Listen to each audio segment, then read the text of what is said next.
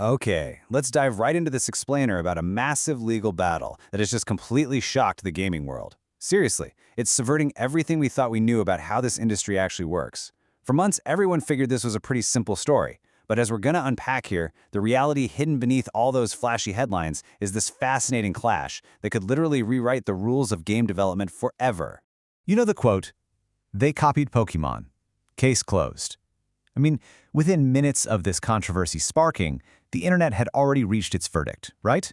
Millions of people agreed. Reaction videos were everywhere, and everyone was totally convinced they knew exactly what was going on. But to understand why the internet got it so remarkably wrong, we kind of have to rewind to January 2024.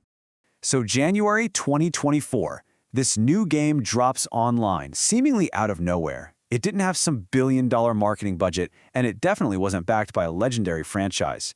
In an era where AAA studios are spending half a decade and hundreds of millions of dollars just to launch a single title, this game was an absolute anomaly.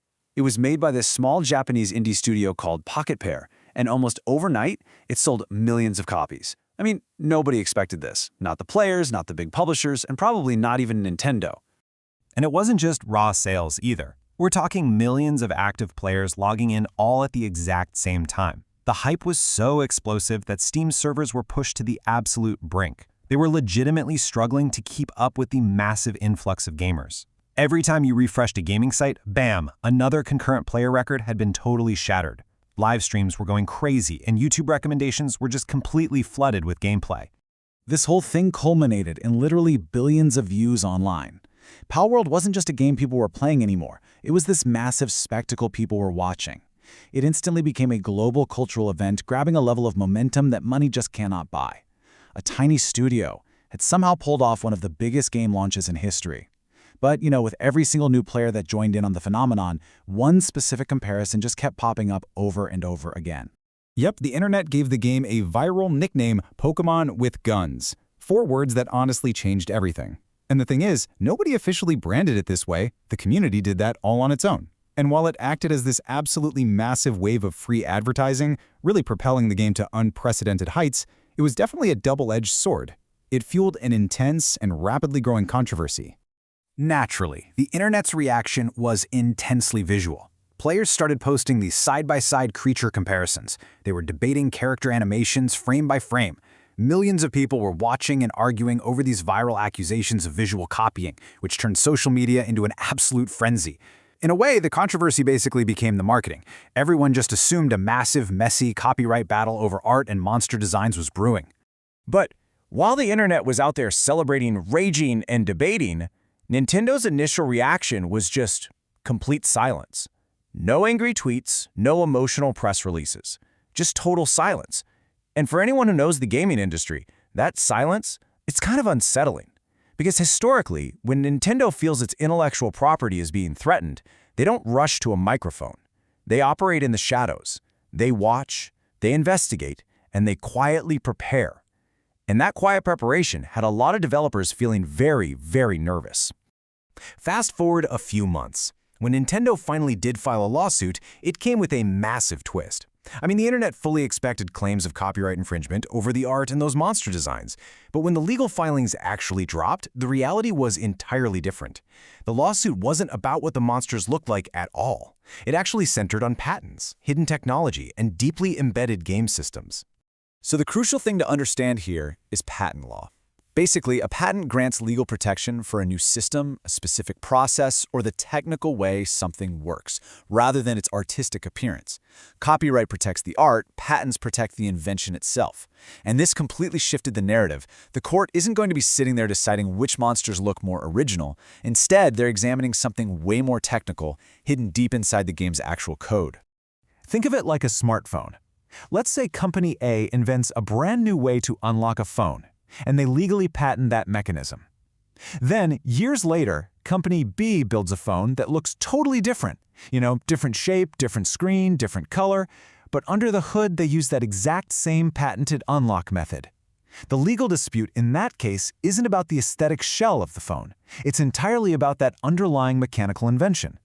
We so often think of video games purely as art, right? Beautiful worlds, memorable characters, sweeping soundtracks, but we really have to remember, games are technology. Every single time a character jumps, every menu you navigate through, every physics interaction, it all had to be invented by an engineer. And some of those technical inventions can actually receive legal protection. So this lawsuit is fundamentally about how that innovation itself is protected under the law. To really grasp Nintendo's legal strategy here, we have to look back at their history. Did you know Nintendo was actually founded all the way back in 1889 to make Hanafuda playing cards? They are literally older than the automobile. They boldly pivoted to the video game revolution in the 1970s and eventually evolved into this multi-billion-dollar modern empire. A titan like that doesn't just survive for over a century by accident, they survive by strictly defending their reinventions and fiercely guarding their intellectual property. Today, Nintendo isn't just a game developer. They're this expansive ecosystem spanning beloved franchises like Mario and Zelda, blockbuster Hollywood movies, global theme parks, toys, and massive licensing deals. When you're managing intellectual property at that immense scale, every single legal decision is a long-term business strategy. They aren't just reacting to one single game here, they are protecting the absolute foundation of trust and exclusivity that their entire global empire is built on. Which really brings us to the stark contrast at the center of this case. On one side, you have Pocketpair, this small indie studio with far fewer employees representing one highly unexpected global mega hit. For them, a loss could be absolutely devastating to their newfound success.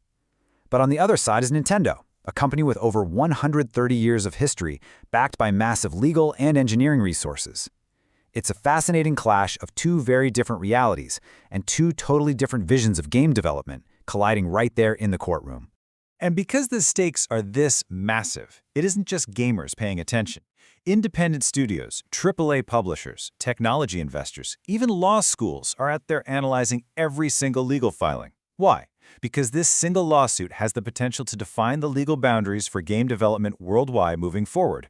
Whatever happens here, the outcome of today's lawsuit could very well become tomorrow's rigid industry standard. Let's unpack the potential ripple effects for a second. If Nintendo prevails, studios across the globe may become a lot more cautious. We could see much stricter legal boundaries, with publishers heavily scrutinizing the underlying mechanics of new games before they ever see the light of day. But on the flip side, if Pocketpair prevails, developers might feel encouraged to experiment more boldly within the law. That could result in relaxed boundaries and a huge surge of structural experimentation. Either outcome is going to fundamentally change how publishers assess legal risk for their future projects.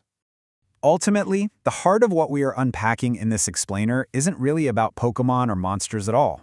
It's a macro-level debate over competition, ownership, and the future of creativity itself. It perfectly highlights the incredibly delicate balance between protecting the decades of hard-fought innovation from established giants and allowing the necessary space for fresh, bold creativity from small, independent developers. Which leaves us with the ultimate question. Where is the line? How do we balance protecting old empires while still making room for the new? Because wherever the court decides to draw that line, it's going to change the games we play forever. Thanks for joining me on this explainer. Keep questioning and keep learning.